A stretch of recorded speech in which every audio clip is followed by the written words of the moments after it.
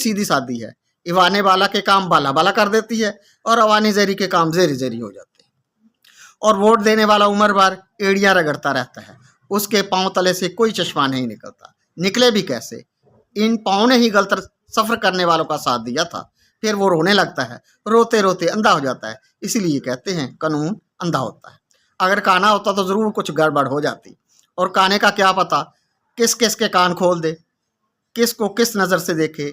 याद रखिए, कानून शिकनी भी एक इस्तिलाह है जिसका इस्तेमाल पढ़े लिखे नहायत उम्दगी से करते हैं।